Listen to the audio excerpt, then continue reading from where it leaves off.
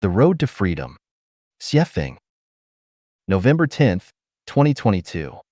Translated by Qinyu and edited by Peter. The highest realm pursued by human beings is to obtain physical and mental freedom. Not being physically and mentally free is like being in prison. Why do people want to make more money? Its core purpose is to gain greater freedom. Why do people have to study hard?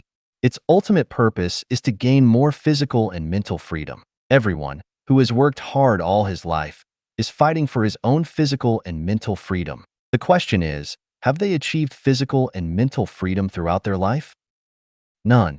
Can you go where you want to, associate with the opposite sex when you want to, say whatever you want to? Who has achieved it? No one.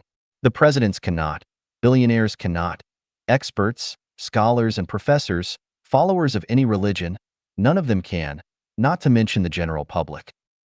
What is the problem?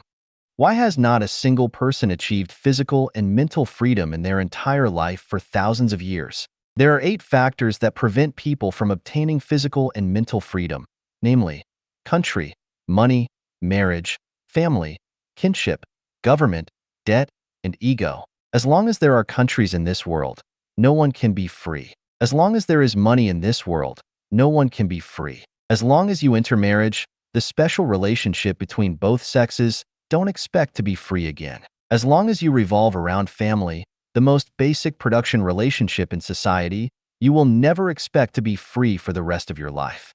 As long as you have parents, children, siblings, and other relationships, you will not have freedom of mind and body. As long as there is a government that controls you at all times, no one can be free. As long as you owe debts of gratitude and financial debts, don't even think about gaining physical and mental freedom. As long as you are stubborn and always think you are right, you will not achieve freedom. Isn't this making people feel hopeless, desperate, and miserable? Think about it this way, no matter how hard we try, no one can reach the highest realm of physical and mental freedom. Why do the vast majority of people go to some kind of religious belief? When people cannot get physical and mental freedom in reality, they can only seek spiritual comfort in religion to anesthetize their fragile and sad nerves, and to live a miserable and helpless life in hope.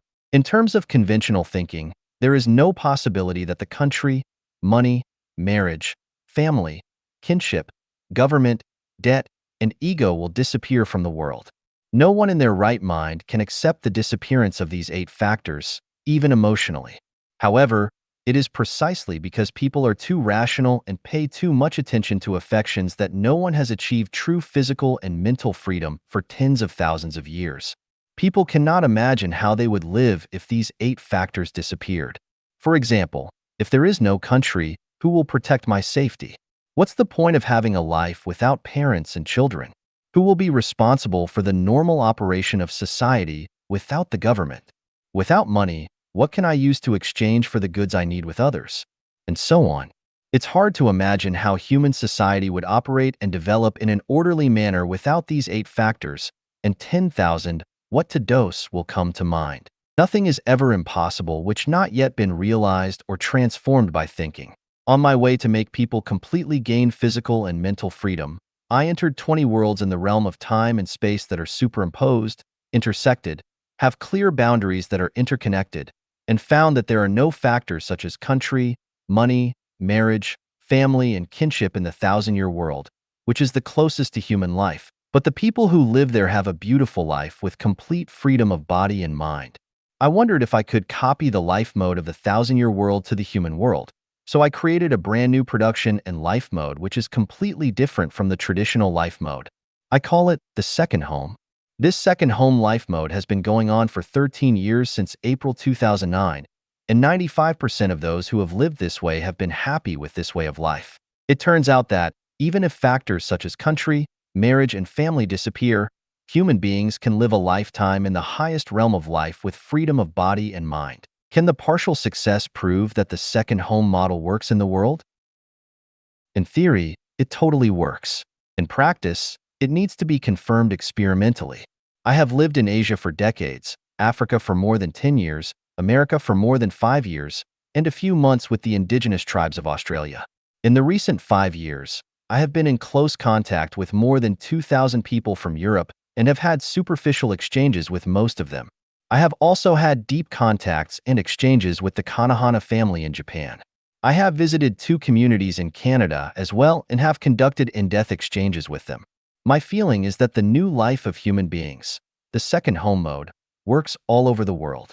What I am convinced of is that if human beings are not eliminated by nature, the future production and life mode of human beings will be the second home model.